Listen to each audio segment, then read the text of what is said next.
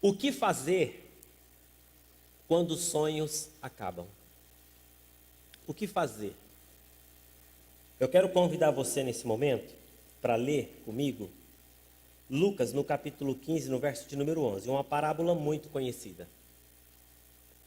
Você que está em casa, pastor Márcio está no chat, e qualquer coisa que você precisar falar, essas coisas que eu falei aqui sobre a igreja do Nazareno, você através do chat pode entrar em contato com o pastor Márcio, para que nós possamos ali entrar em contato com você também. Olha aí. Então, o texto diz o seguinte, tá bom o som aqui na frente? Tá bom? Tá bom o som aí atrás? Me dá um sinal alguém aí? Beleza. Jesus continuou, um homem tinha 2 filhos, o mais novo disse ao pai, pai, quero a minha parte da herança. Assim ele repartiu sua propriedade entre eles. Não muito tempo depois, o filho mais novo reuniu tudo o que tinha e foi para uma região distante. E lá, dissipou todos os seus bens, vivendo irresponsavelmente. Depois de gastar tudo, houve uma grande fome em toda aquela região. E ele começou a passar necessidade. Melhorou o som para mim. Por isso foi empregar-se a um dos cidadãos daquela região, que o mandou para o seu campo a fim de cuidar de porcos. E ele desejava encher o seu estômago com as vagens e alfarrobeiras que os porcos comiam, mas ninguém lhe dava nada. Caindo em si, ele disse, quantos empregados do meu pai têm comida de sobra e eu aqui morrendo de fome? Eu me porei a caminho e voltarei para o meu pai e lhe direi, pai, pequei contra o céu e contra ti. Não sou mais digno de ser chamado seu filho, trata-me como um dos seus empregados. A seguir levantou-se e foi para o seu pai. Estando ainda ele longe, seu pai viu cheio de compaixão, correu para o seu filho, abraçou e o beijou. O filho disse, pai, pequei contra o céu e contra ti. Não sou digno de ser chamado seu filho.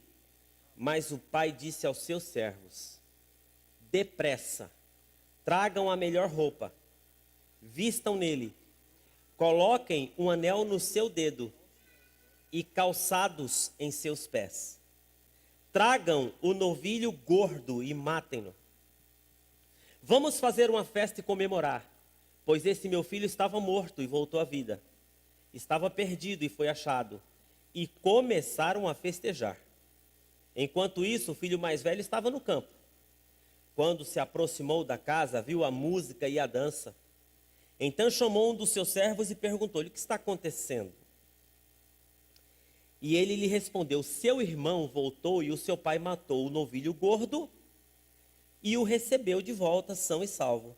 O filho mais velho encheu-se de ira e não quis entrar. Então o seu pai insistiu com ele. Mas ele respondeu ao seu pai, olha, todos esses anos eu tenho trabalhado como um escravo a teu serviço e nunca desobedeci às suas ordens, mas tu nunca me deste um cabrito para eu festejar com os meus amigos. Mas quando volta para casa esse seu filho, que esbanjou os seus bens com as prostitutas, mata o novilho gordo para ele?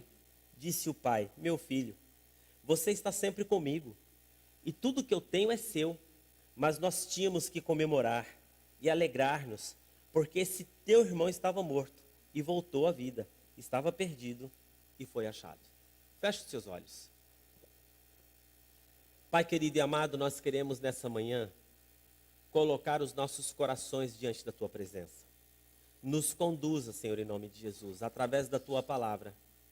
E que o teu Espírito Santo possa ministrar nessa noite, através da tua palavra, nos corações conforme cada uma das necessidades. Nós vamos falar aqui, Senhor, de sonhos, e o Senhor é o grande restaurador de sonhos, porque a tua palavra diz que nós podemos ter vida em abundante.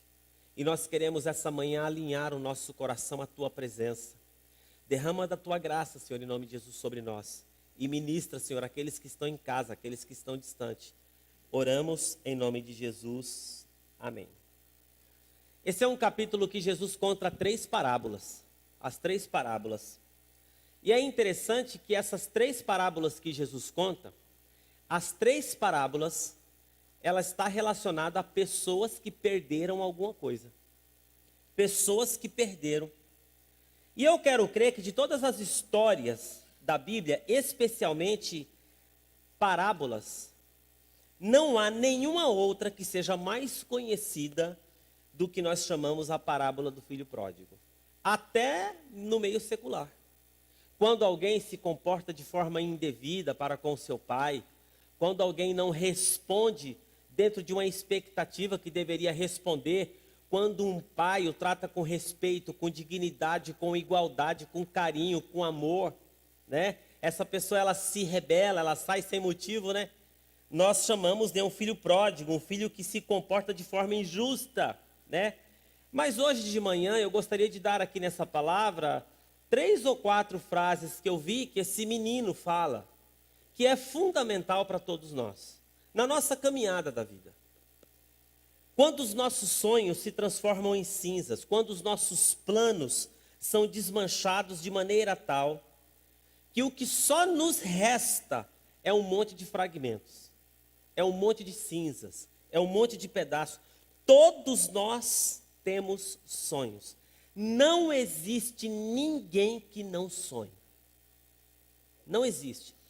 Há uma frase que eu peguei do pastor Aguiar, que ele citou do livro do bispo Roberto McAllister, da Igreja Nova Vida no Rio de Janeiro. Era um livrinho pequeno, eu perdi esse livrinho. Era um livro só de frases. E o pastor Aguiar, eu lembro que ele mostrou esse livro numa reunião de pastores, e o nome do livro era Conselhos de um Mestre. Ele pegou frases extraordinárias que ele tinha e ele montou aquele livro. Ele tinha frases de várias áreas da vida, e uma das frases era sobre sonhos. E a frase estava assim: quem para de sonhar, começa a morrer. Né? Não, eu tenho afirmado isso, que sonhar é a metade do caminho. Tudo começa com sonho. Olha a nossa maquete ali, ó. E agora a gente já está fermentando no nosso coração. Quando nós vamos dar o start? Quando nós vamos dar o start? Reunimos com a junta. Tive um telefonema muito gostoso essa semana de um membro da junta que não estava na reunião. Ele falou: pastor, eu olhei o projeto, veio uma alegria no meu coração, que alinhamento, que bênção, né? Então, quem para de sonhar começa a morrer. A vida, ela é impulsionada pelos sonhos que temos. As escrituras dizem que José teve um sonho. A Bíblia diz que José, marido de Maria, tudo que ele soube foi através de sonho. Tudo. A Bíblia diz que Daniel teve sonhos. E a Bíblia não diz que o filho pródigo teve sonhos. Mas eu posso imaginar. Eu posso imaginar que esse moço, que o pai faz uma partilha, e às vezes nós olhamos muito o filho pródigo que sai de casa, né? Mas a gente não olha o filho que fica em casa. Porque nessa história aqui nós temos um filho perdido fora de casa, mas nós temos também um filho perdido dentro de casa. Que ele estava com o pai, ele tinha tudo que o pai tinha. O pai trata de forma igual a todos, mas ele é um filho assim que ele não consegue desfrutar, viver, ele não consegue participar. E é interessante isso. Ele separou a parte do filho que ficou. E esse jovem que sai de casa, ele sai de casa e às vezes nós achamos que só realizamos os nossos sonhos se sairmos de casa. Já viu isso? Um dia eu saí da minha casa. Eu saí. Saí da minha casa com 17 anos. E às vezes, por que nós achamos isso? Porque nós achamos que pai atrapalha, mãe atrapalha, parente atrapalha, pais bloqueiam, família impede. Esse jovem, ele sai de casa com parte da herança. Vamos supor que aqui era a esposa e 2 filhos. Ele sai, o pai divide a herança nos 50% e dá 25% para ele. Né? A 4ª parte da fortuna. A Bíblia aqui nos dá a entender que esse pai, ele era um pai abastado. Tinha anel de família. Tinha gado. Tinha empregados. Portanto, dá-nos entender aqui que a quarta parte de dinheiro que ele recebeu era um valor substancial. Vamos imaginar que o pai tivesse um patrimônio de 2 milhões de reais. Ele saiu de casa com aproximadamente 500 mil reais. E em qualquer época da vida, 500 mil reais, para quem sai de casa para começar a vida, é um bom dinheiro, né? Eu não saí de casa com 500 mil reais, não. Eu não saí, não. Não, olha só. Na verdade, dinheiro não bem trabalhado, ele acaba. E diz que de repente o dinheiro acabou e as escrituras têm o cuidado de dizer que ele dissipou todos os seus bens gastando irresponsavelmente.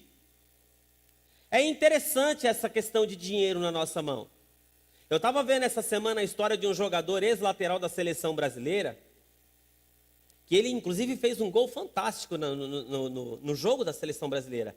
E essa pessoa, porque ele não soube administrar aquilo que ele tinha, ele foi encontrado em Portugal vivendo como andarilho. E uma pessoa o viu e o conheceu, mas você não é o fulano de tal? Né? O que você está fazendo aqui mendigando andarilho na rua?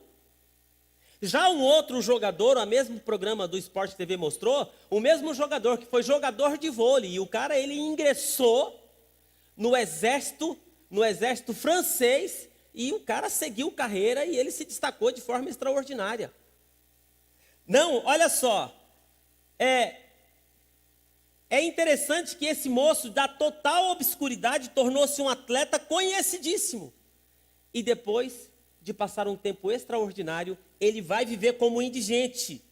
Esse é o salário que recebe o imprudente. Com o filho pródigo não foi diferente. Né? Todo jovem sonha, todos nós temos sonhos. Todos nós. Quem não tem sonho aqui, irmão? Pergunta aqui para um menino desse que estava aqui, para o João e para a Aline, né? João, Aline, vai perguntar para ele, qual é o sonho de vocês? Ó, o sorriso vai aqui. Não, nosso sonho é fazer isso, é isso. E eu tenho certeza que eles sentam, planejam, conversam. O Wesley, né? E ali conversa.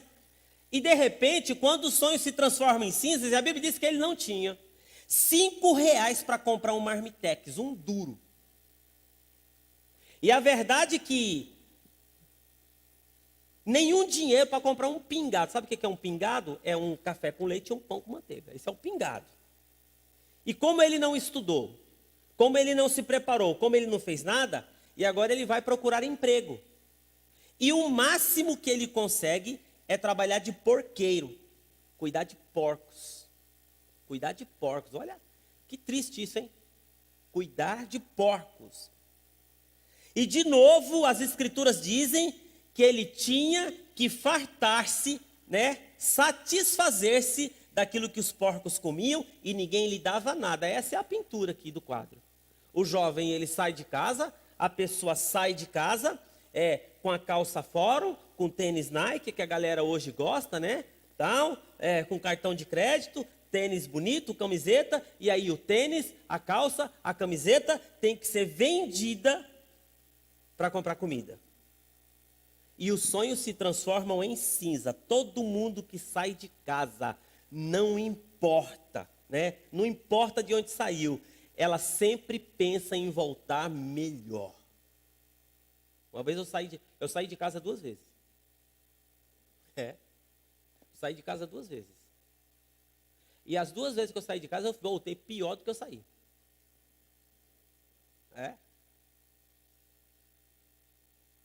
Porque eu falei assim, não, eu vou fazer, eu vou conquistar, agora eu posso e tal. Passou alguns meses, eu estava sentado no banheiro de um lugar lá no fim do mundo, chorando, sentado na privada no banheiro, chorando. Porque eu estava passando um cortado lascado e não tinha ninguém para colocar a cabeça não para chorar. E eu lembrei, inclusive, da casa do meu pai. Chorando, sentado numa privada de banheiro. Não, o cara ele sonha em voltar e ele comprar um carro bonito, vai para a cidadezinha que ele saiu e dá uma volta na praça central da cidade para mostrar para todo mundo que ele melhorou. É assim, não é assim, não é assim, não é assim? É assim mesmo. Volta lá, compra um carrão bonito, agora eu vou voltar para minha cidade, tal, lá. E aí ele dá uma volta lá, nossa, olha ali, ó, fulano. Nossa, você viu? Você viu? É voltar para a origem. Mas agora ele desce no nível mais baixo possível. O que fazer quando os nossos sonhos se transformam em cinzas? Às vezes é um sonho profissional, né? Trabalha, estuda. Porque assim, irmãos, meu pai, por exemplo, ele trabalhou muito mais do que eu.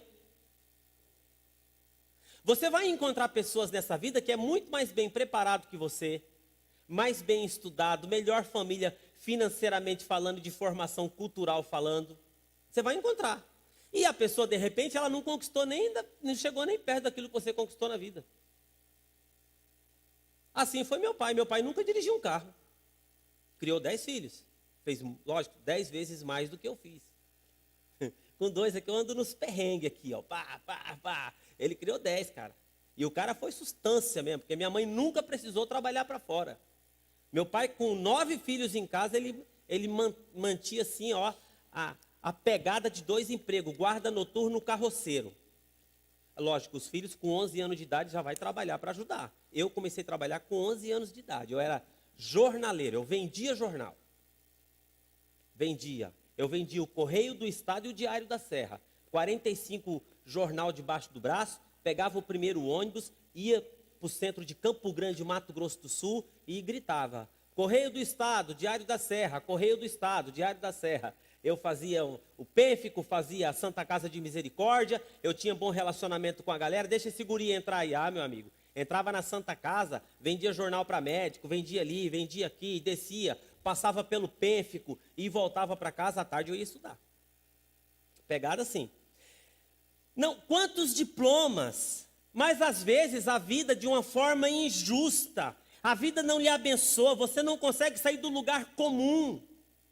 Quantos diplomas engavetados, gente formada nisso, naquilo, mas não teve uma oportunidade. Sonhos quebrados que viram cinza. Quantas famílias quebradas. Pessoa, ela começa o relacionamento com sonho, com isso, com expectativa. Passam os anos, você olha aquela família e de repente aquela família está em pedaços. Filho sai de casa, separou, isso e aquilo, não quero mais viver com você, vou curtir a vida, estou em outra. Nós poderíamos ir em centenas de direções aqui para dar exemplos de quantos sonhos quebrados e desmontados. É interessante? Por que eu resolvi falar desse assunto? Porque nesses últimos tempos eu tenho feito muito gabinete pastoral. E não foram poucas as vezes que eu ouvi a seguinte frase: pastor, eu precisei que chegasse essa pandemia para que eu pudesse abrir os olhos. Olha aí. Eu precisei que, pastor, se não tivesse acontecido isso, a gente ia continuar. Quantas pessoas perceberam o caos que vivia por causa da pandemia? O sujeito trabalha o dia inteiro, a mulher fica em casa o dia inteiro. Filho estudando, final de semana vem para o culto. Agora tem que ficar a semana inteira dentro de casa. Aí a gente vê realmente como a coisa está. Porque às vezes a gente está vivendo dentro do chiqueiro e a gente fica enfeitando o chiqueiro para ficar mais confortável, porque a gente se acostuma. A gente troca o papel de parede do chiqueiro, a gente muda o negócio ali, muda o negócio aqui, fica fazendo um negócio outro para tentar acostumar. Até que ele decidiu reconstruir a sua vida. Esse moço decidiu. E uma das coisas difíceis aqui é reconstruir o que se quebrou. Porque toda reconstrução parte do princípio que alguma coisa não deu certo. Alguma coisa no meio do caminho não deu certo. Nós somos uma sociedade do consumo. Quebra-troca, quebra-troca, quebra-troca. Até as amizades. Não deu certo essa amizade? Tchau, vou procurar outra, você não me merece. Quantos amigos deixados pelo meio do caminho por causa dessa cultura, dessa sociedade da troca? Troca isso, troca aquilo. Agora, reconstruir um sonho, uma vida, sonhar, retomar uma posição, começar de novo, seja qual for, profissionalmente, espiritualmente, emocionalmente, economicamente, familiarmente, começar. E aí o que que diz? Olha aqui, como reconstruir? E aqui eu quero pegar 3 ou 4 falas desse moço aqui, muito interessante, que ele fala que é importante para todos nós. Olha só o que ele diz aqui. Primeira coisa que eu gostaria que você refletisse aqui sobre reconstrução é reconhecimento do erro. Todos nós que queremos reconstruir alguma coisa, é saber fazer uma leitura, uma autoanálise onde eu errei. Porque a tendência nossa é o quê? É encontrar um culpado. Eu estou assim por causa do Beltrano, eu estou assim por causa do fulano, eu estou assim por causa da minha família, meu pai nunca me deu chance, a igreja que eu congrego nunca me valorizou, nunca colocou os olhos em mim. Então, a primeira frase que eu acho interessante desse moço é uma frase bem pequenininha. Ele fala assim, ele caiu em si. E essa é a frase que eu tenho escutado no gabinete. Pastor, eu não sabia que estava desse jeito. Pastor, eu não imaginava que estava assim. Pastor, eu não imaginava que aquilo que eu faço estava fazendo tão mal para fulano. Eu não tinha ideia. Não, palavra cair em si. Sabe o que é isso aqui? Tomada de posição. Cair em si é quando você cai na real. Às vezes, queridos, para a gente reconstruir, para a gente caminhar, a gente tem que cair na real. Eu estava falando essa semana aqui de pessoas que têm dificuldades de relacionamento. Que eu estava falando sobre autoestima. E a pessoa, quando ela é criada dentro de um ambiente familiar em que ela é supervalorizada, a pessoa ela fica adulta e ela não se dá conta de quanto ela é chata.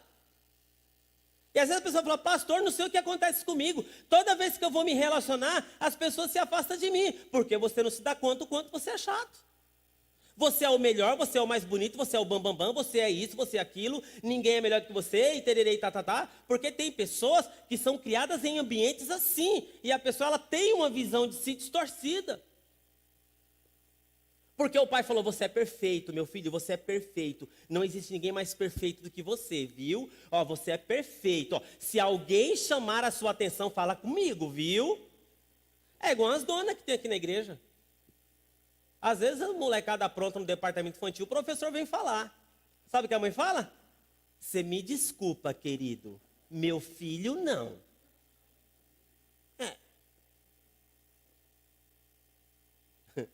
Meu filho? Ah, não, pastor. Meu filho, não.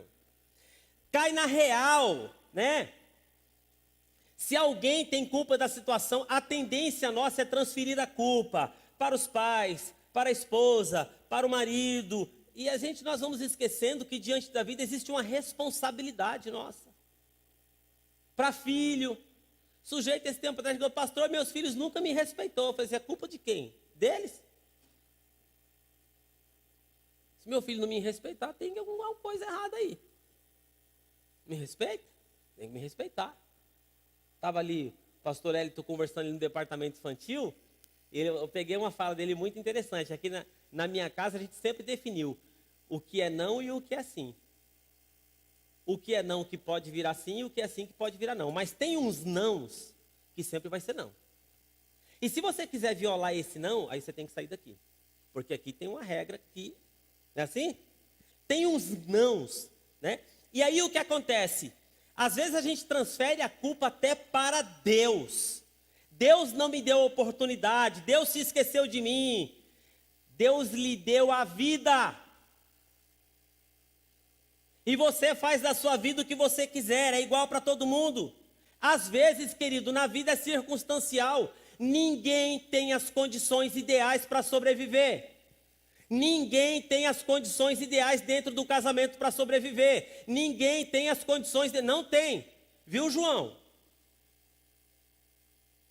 Essa galera que está casando agora, de repente vocês vão casar e falar, mas eu achei que não era assim. Então, mas agora vai ter que ver como nós vamos caminhar. Não, ele cai em si.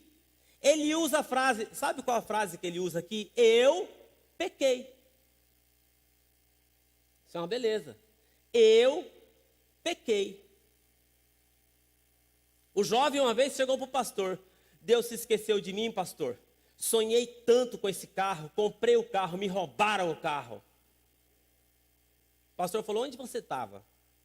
Ah, estava numa festa aí do mundo. Então, você pediu tanto esse carro para Deus, estava lá no lugar errado, na hora errada, no lugar onde você está suscetível a isso. E aí vai, irmão, e assim vai. Cair em si, reconhecer que às vezes na nossa vida existe um mundo espiritual e existe um mundo físico. E às vezes, através das brechas que nós abrimos na nossa vida, o diabo pode atuar. O problema é que às vezes nós colocamos isso tudo como circunstancial. Ah, é as circunstâncias. As circunstâncias. Aconteceu porque tinha que acontecer. O sujeito comprou uma coisa roubada, trouxe para dentro de casa. Aquilo ali abre uma brecha para um espírito de miséria entrar naquela casa. Um espírito de falta, que a pessoa tem que comprar alguma coisa lá, roubada, com preço errado, para que ele possa ter sucesso na vida. Aquilo ali é uma abertura para o diabo trabalhar ali, numa porta de emprego, numa abertura, numa situação, num negócio, na vida dos filhos. E se for um pai, então nem se fala, porque a bênção que é para vir na vida dos filhos, através da vida do pai, já afeta todo mundo. Ele cai em si. O pecado nos separa de todas as coisas que Deus tem para nós.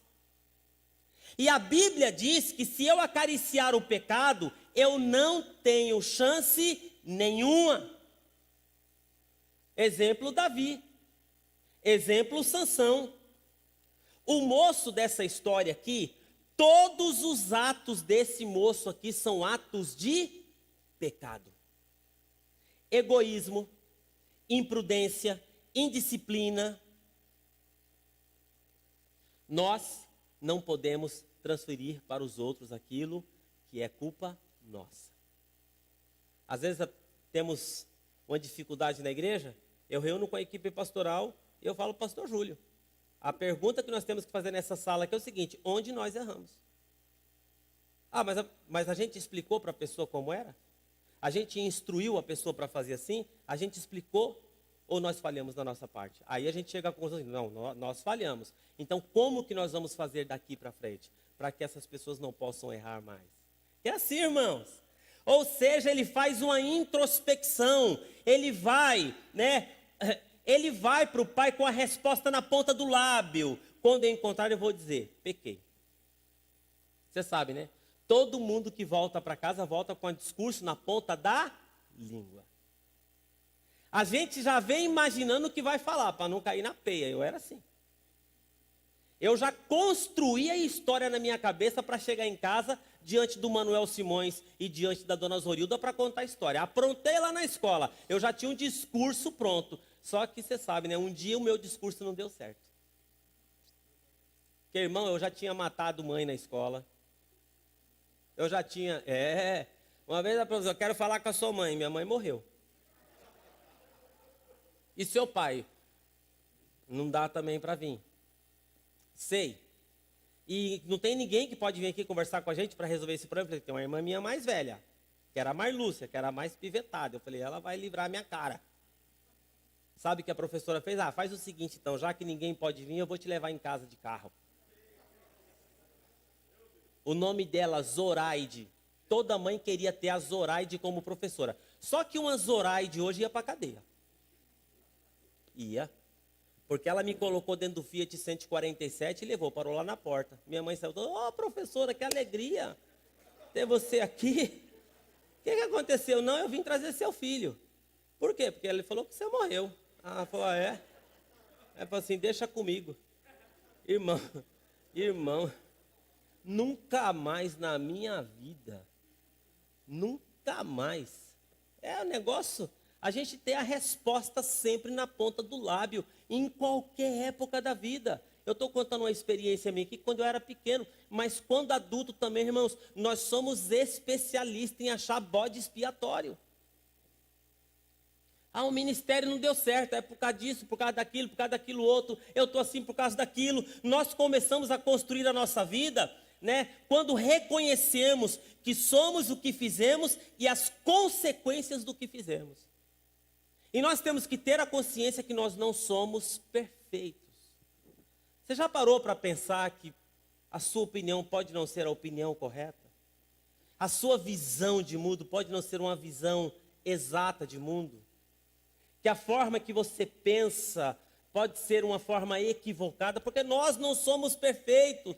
E aí nós começamos a remontar, a repor os tijolos nos seus devidos lugares. A vida começa a aprumar a vida, sabe? Aprumar a vida, você sabe o que é prumo? Aprumar a vida é colocar a vida no eixo. Eu errei, não foram os outros. Se alguém tem culpa, sou eu. Se alguém agiu errado, fui eu. Eu pequei. A gente começa a juntar os cacos da vida. Deus começa a juntar os nossos cacos. Quantas vidas aqui foram quebradas no passado? Chegamos aqui sem paz.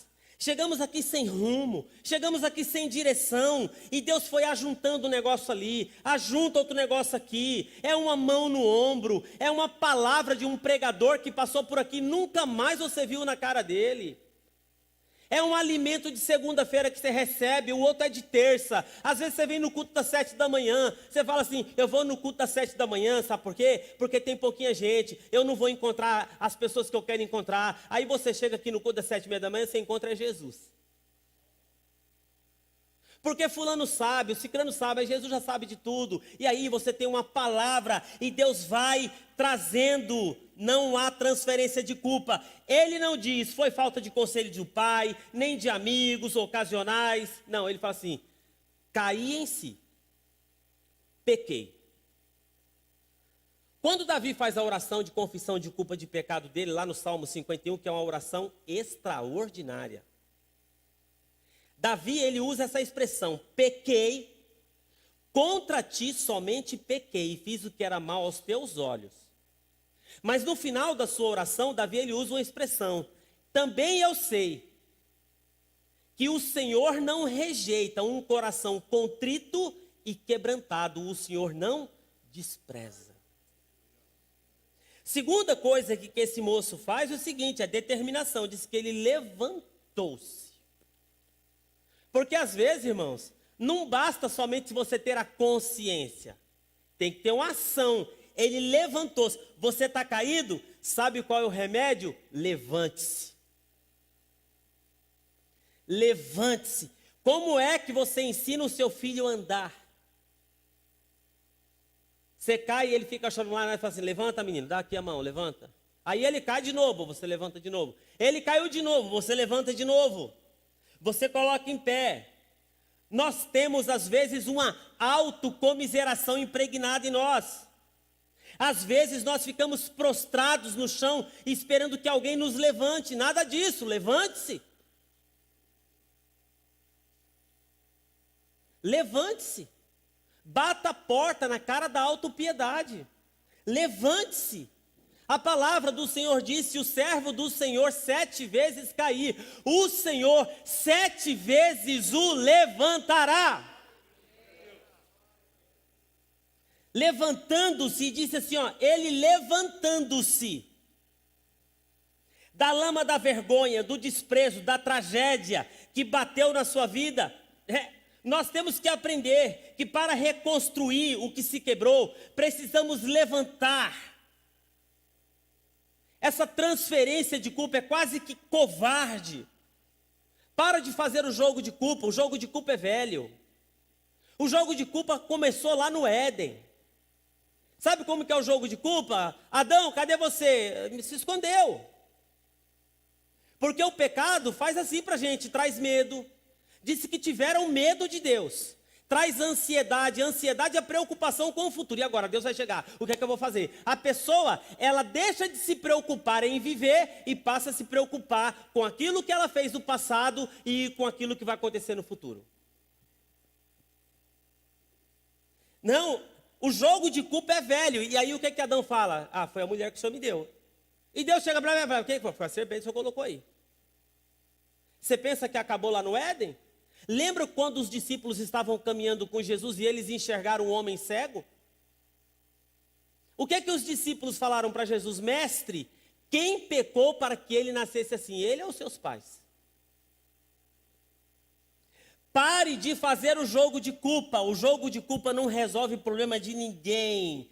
Depois que você reconhece, é tomar uma posição. Lembra quando João pregava no deserto? Ele pregava, arrepende-se. Só acaba aí? Aí ele fala, não, mas o que é que nós vamos fazer? Se arrependeu, arrependeu. Então produzam frutos dignos de arrependimento. Porque às vezes nós confundimos arrependimento com remorso. Se esse moço tivesse caído em si, lá no chiqueiro, e não tivesse se levantado e caminhado até o pai, não era arrependimento, era remorso. Porque o remorso leva a gente a ficar no mesmo lugar. Eu prego uma mensagem assim, você fala, ai, como Deus tocou no meu coração. Ai, que coisa maravilhosa. Deus, hoje eu vou no altar. E na segunda-feira você está no motel. Na segunda-feira você está fumando maconha. Na segunda-feira você está enchendo a cara. É remorso. E no outro domingo você vem aqui, faz a sua confissão, e na outra segunda você está do mesmo jeito. Gritando com a sua mulher, gritando com os filhos, falando palavrão em casa. Levante-se, comece de novo. Você fracassou.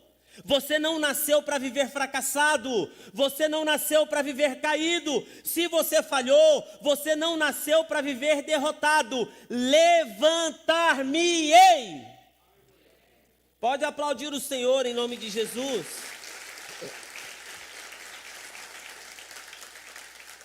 É como a mulher do fluxo de sangue. A mulher do fluxo de sangue, ela fala assim, se eu tocar nesse homem, eu vou ser restaurada.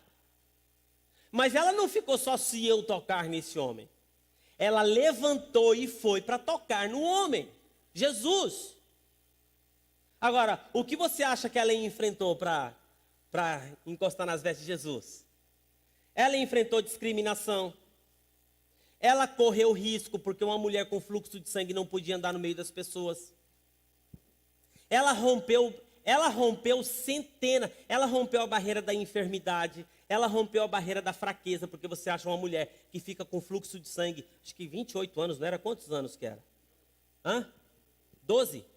12 anos, você vai encontrar o quê? Uma mulher sarada, bonita?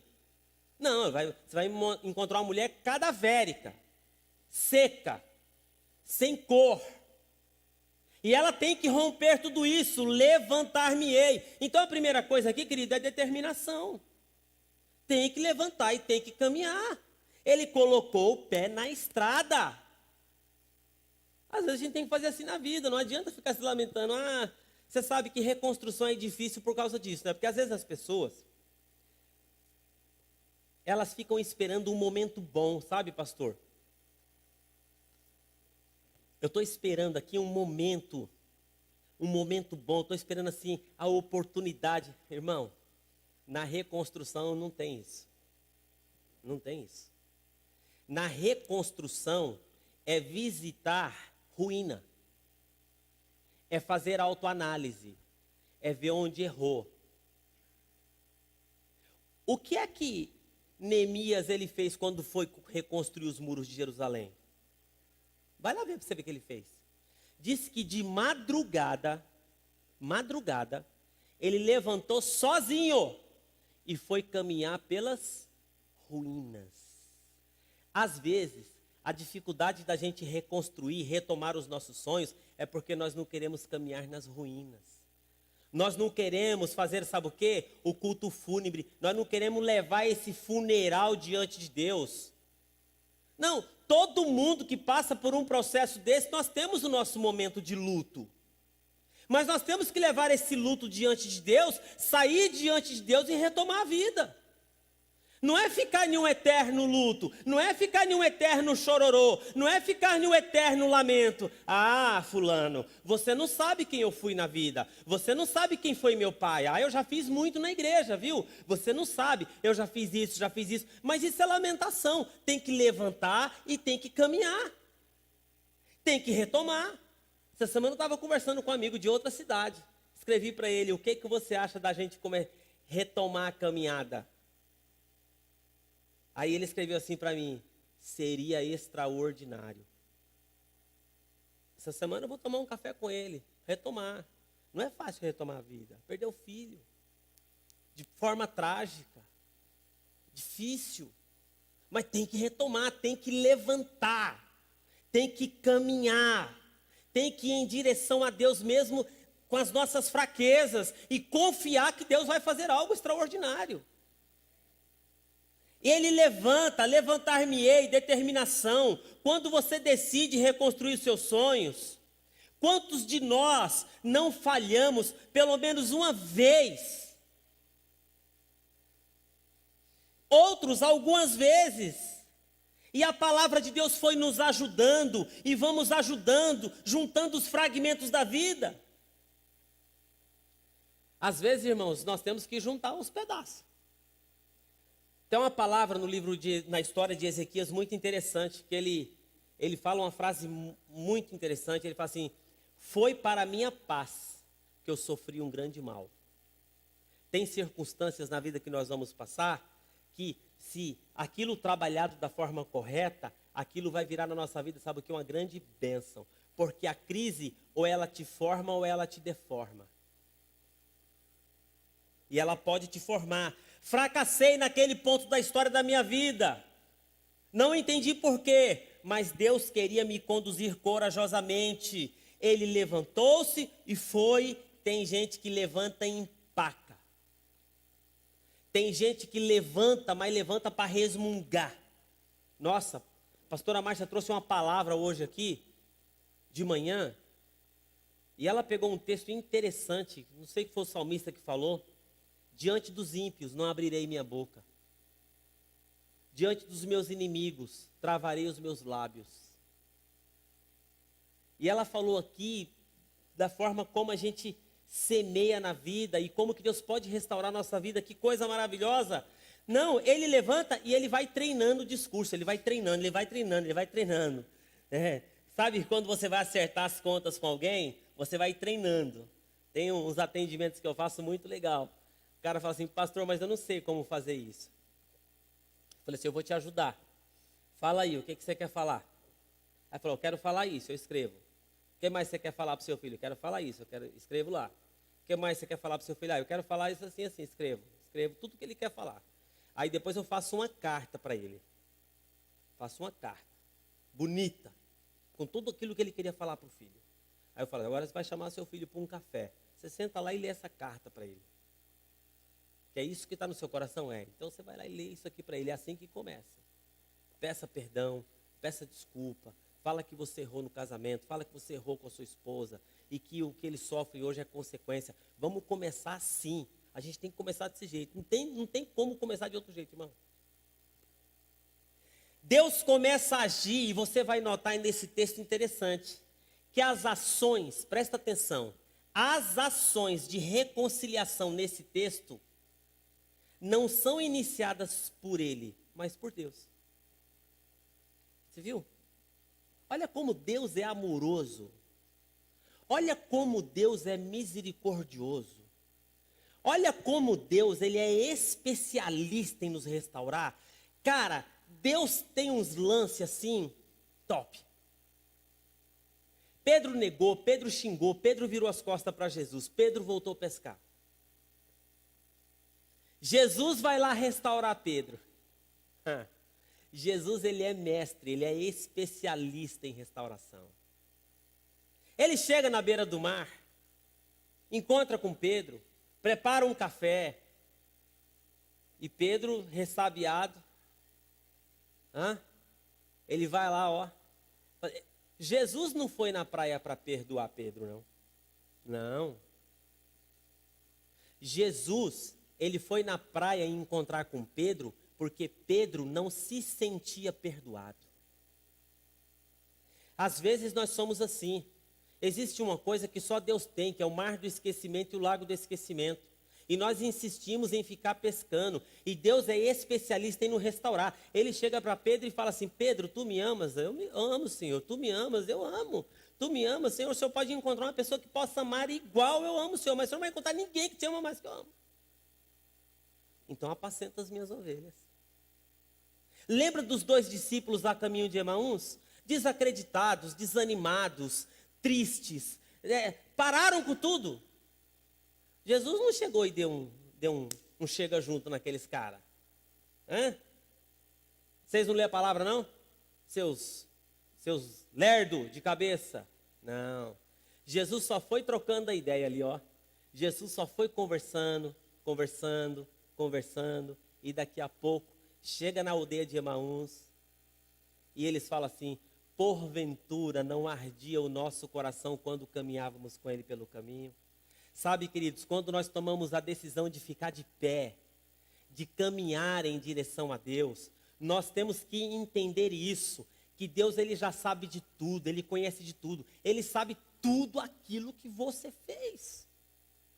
Às escondidas, na sua sala, quando você ficou sozinho, os sites que você entrou, os filmes que você assistiu, ele sabe de tudo. Olha o que o salmista fala: para onde me ausentarei da tua presença? Se eu descer no mais profundo mar, o Senhor está ali. E se eu colocar a minha cama nas estrelas, lá está o Senhor também.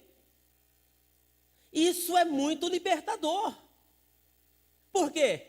Porque não adianta eu ficar fazendo tipo para Deus. Não adianta eu ficar fazendo cena para Deus. Eu posso ficar fazendo tipo para você, de poderoso e tal, e tal, e tal. Eu posso. Mas para Deus não. Então é isso que nós precisamos entender quando nós tomamos essa decisão de levantar e caminhar. Nada, a reconciliação nesse texto não são iniciadas por ele. O pai está de pé na porta. E aí é o seguinte, né? Diz que ele estava longe e o pai o avistou. Deus nunca perdeu você de vista. Eu não sei por onde você andou.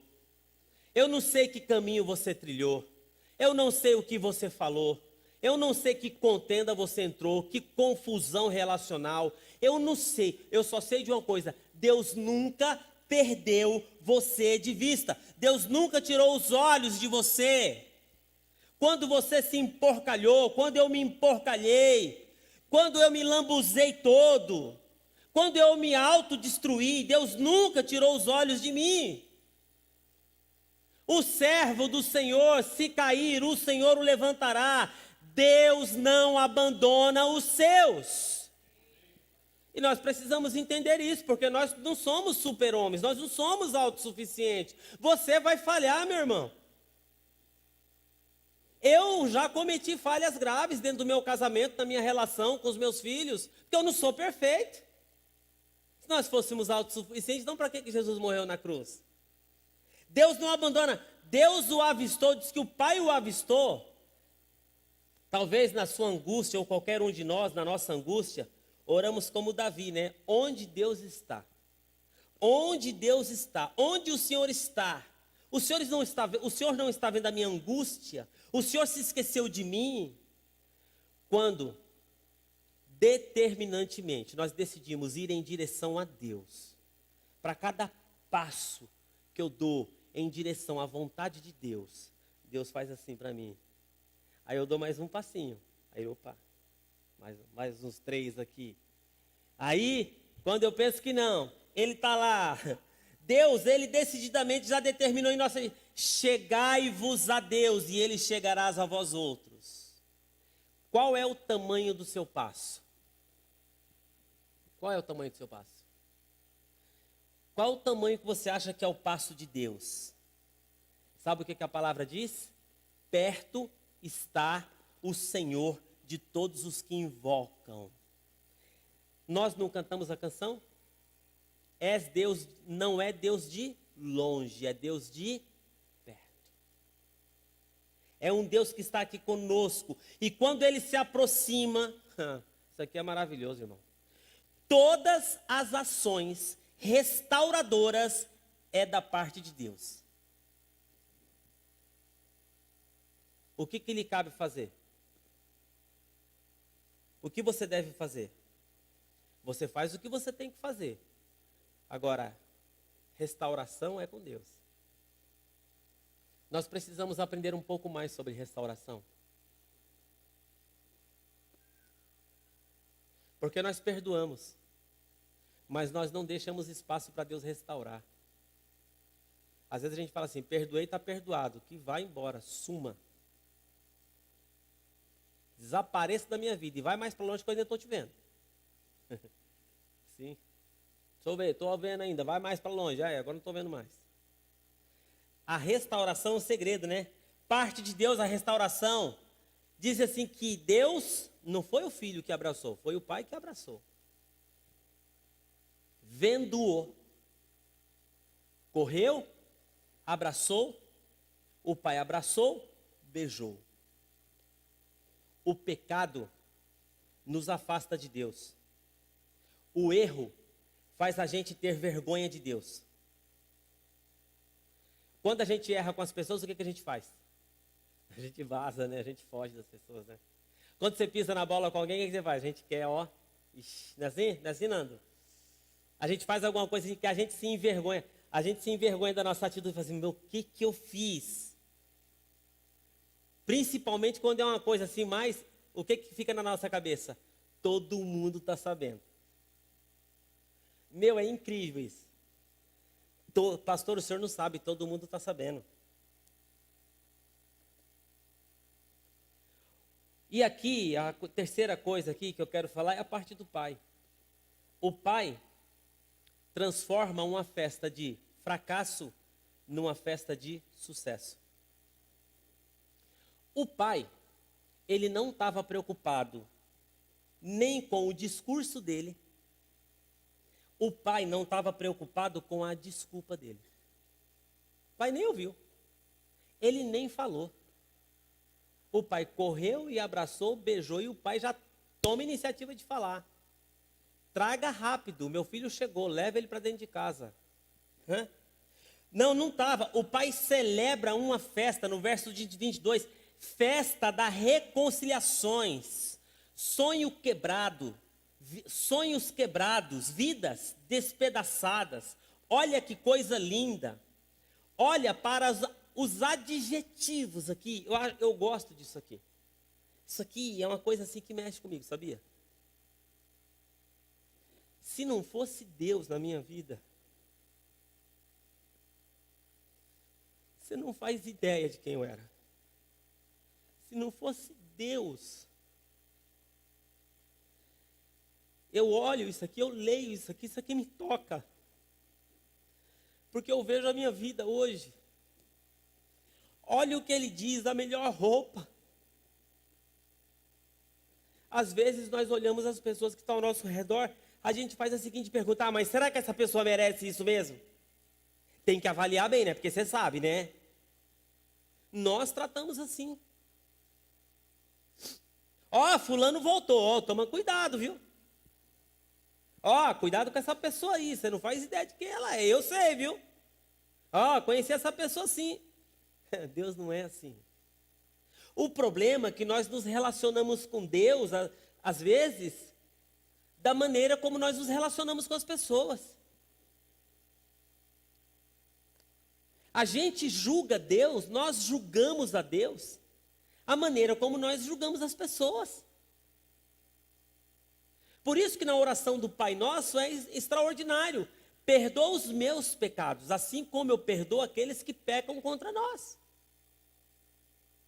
E nós chegamos diante de Deus todo desconfiado, porque nós temos consciência de quem nós somos e como nós enxergamos as outras pessoas.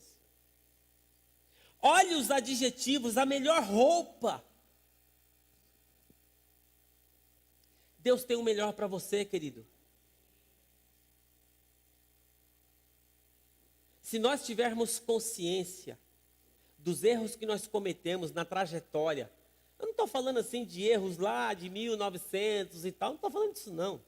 Eu estou falando do nosso cotidiano, eu estou falando do nosso dia a dia, eu estou falando das nossas falhas, dos nossos erros, dos nossos equívocos. Eu não estou falando aqui daquele grande pecado, sabe? Que é transgressão voluntária de uma lei de Deus conhecida. Eu estou falando aqui de um reconhecimento da nossa inclinação, da nossa natureza pecaminosa, que leva às vezes a gente meter os pés pela mão, na fala, no relacionamento, na vida, na finança, na comunicação, e que se a gente não tiver essa consciência de colocar isso nas mãos do Pai, pedir perdão, a nossa vida vai ser uma vida pela metade.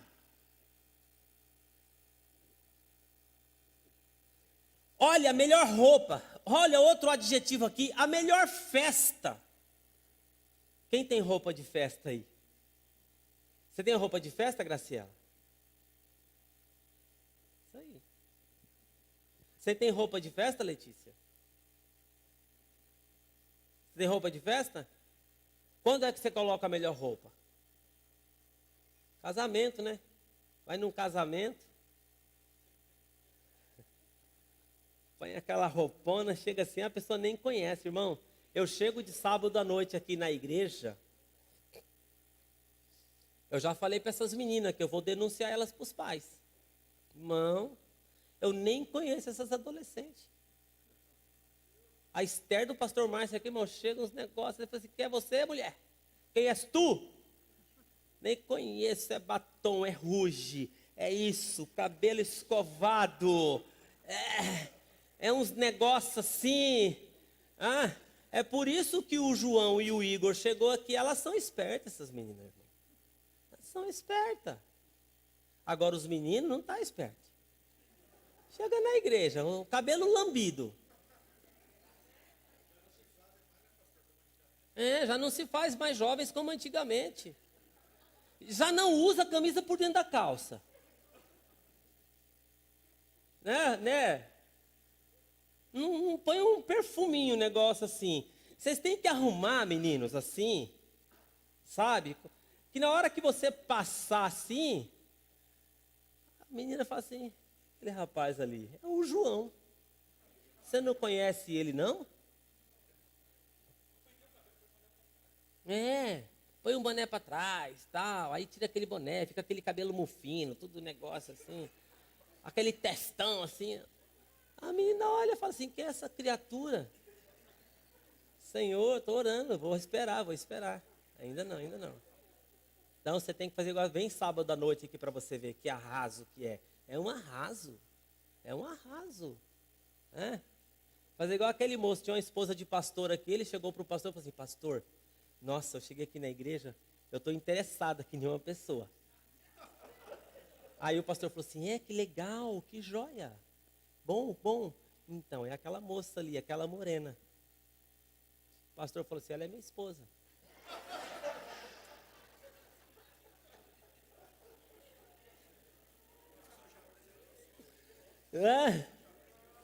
É por isso que eu já apresentei a minha hoje. Se você não sabe, é minha esposa. Né, Fernando? Tem que dar o trato, irmão. Veja a Bela aqui do Fernando. Nossa, a Bela nos trinque. Os cacheados dela assim, você pode medir na régua um negócio assim. É tudo na mesma bitola, sem melhor roupa. Deus tem o melhor para nós, queridos. É por isso que Jesus falou, não ande ansioso pela sua vida, pelo que você vai comer, beber ou vestir. O Senhor cuida de você, mas nós fazemos escolhas erradas. E fazemos escolhas erradas porque o nosso coração está longe de Deus. Os nossos olhos estão longe de Deus. E se o meu coração não está alinhado, meus olhos não estão alinhados, eu não vou conseguir fazer a escolha certa. Jesus, ele faz uma palavra um dia para os discípulos, que ele alinha os olhos dos discípulos, alinha o coração. Ele fala, agora escolham quem vocês vão servir. Não, a gente tem essas roupas, né, para festa especial, aquele vestido, aquela roupa, aquele terno vestido, né, que fica lá coberto no plástico. Não fica? No plástico, para não pegar pó. Agora não pode ser aqueles vestidos que a avó deixou, que a mãe deixou. Manda isso para o bazar, pelo amor de Deus. Isso aqui foi de vovó, e vovó deixou como herança, ninguém toca. Manda isso embora, pelo amor de Deus. Lembra aquelas roupas que Aracide Almeida usava no Silvio Santos? Tem um povo aí que... o nosso bazar está mais atualizado, a minha esposa falou aqui, irmão. Você desmonta isso, usa essas lantejoulas para fazer um negócio lá, um artesanato. Isso quer dizer o seguinte, Deus tem o melhor para o quebrado, o ferido, o machucado. Deus tem o melhor para apresentar para nós, né? E Deus tem o melhor. Se você decidir voltar hoje para Jesus, para o Senhor, sabe o que a palavra de Deus diz? Buscai o Senhor enquanto se pode achar, invocai enquanto se está perto, deixe o ímpio o seu caminho, o pecador o seu caminho, porque Ele é rico em perdoar. E aqui eu não estou falando para aquela pessoa que não conhece a Jesus, eu estou falando para aquele que não conhece a Jesus e para nós. De pegar a nossa vida e colocar nos trilhos de novo. Que vida? É o casamento, é o trabalho, é a empresa, é a nossa relação de amizade, é a nossa relação ministerial. Porque às vezes a gente está tocando do nosso jeito. Deixa a vida me levar, a vida leva eu. A gente tem que ir para a palavra. A melhor roupa, a melhor sandália, melhor anel. A Bíblia diz que se formos fiel, o Senhor tem o melhor dessa terra para nos dar. Mas tem que ser fiel a Deus. O salmista, no Salmo 27, ele fala: eu creio que verei a bondade do Senhor na terra dos viventes. Novilho cevado, e ele vai, irmãos, e ele é restaurado. Não existe erro unilateral. Não existe. Sempre tem as nossas falhas lá, e nós temos que colocar diante do Senhor. Qual foi a parcela da minha culpa que os meus sonhos ficaram para trás? Eu quero convidar você a ficar em pé nesse momento. Quero chamar o grupo de louvor aqui. Eu me empolguei na hora que eu vi o relógio ali. Qual é o meu apelo hoje? O meu apelo para você que está em casa e para você que está ouvindo essa mensagem é: volte hoje para a casa do Pai. Não importa a condição, não importa o lugar, não importa a sua situação. Deus hoje te recebe de braços abertos. Segunda coisa que eu quero falar para você que está aqui, para você que está em casa, é o seguinte: vai onde precisa ir. Diga o que precisa ser dito. Essa é a condição mais difícil de alguém que pode, sabe, não sou digno. Eu não sou digno. Procura a pessoa lá e fala assim: ó, vim aqui conversar com você, eu não sou digno, me perdoa. Eu quero retomar a minha caminhada, eu quero retomar a minha relação. E se você não quiser caminhar comigo, eu vou continuar orando por você. Eu quero restaurar isso, não sou digno. Quando fazemos isso, sabe o que isso chama? Contrição. Contrição. Deus não rejeita um coração contrito e quebrantado, mas Ele abraça aquele que volta-se para Ele. Eu quero convidar você essa manhã, você que está em casa, você que está aqui, restaura os seus sonhos hoje em Deus. Restaura a sua caminhada hoje em Deus. Aquilo que ficou para trás. Deus, Ele tem o melhor para você. Mas reconheça. Fica aí tentando, reconheça. Não, aqui vou começar de novo. Eu vou fazer um voo aqui. Não vai ser um voo alto, mas vai ser dentro da minha possibilidade. E Deus vai me ajudar em nome de Jesus. Feche os seus olhos e vamos orar. Pai querido e amado, eu quero nessa manhã pegar essa palavra, Senhor, de restauração, essa palavra de reconciliação e colocar as nossas vidas. Peço a Tua graça, a Tua bondade, a Tua misericórdia e o Teu favor. Nos ajuda na caminhada da restauração. E que pessoas aqui, Senhor, possam se levantar e possam caminhar. Eu não quero parar no meio do caminho. E jamais eu quero, Senhor. E se porventura eu vier cair, ou me desviar do caminho, que eu possa, Senhor, em nome de Jesus, ter a humildade no meu coração para estar diante do Senhor e ter a contrição para ser restaurado diante da Tua palavra. Oramos essa manhã e entregamos as nossas vidas nas Tuas mãos, em nome de Jesus. Amém. Você pode aplaudir o Senhor em nome de Jesus.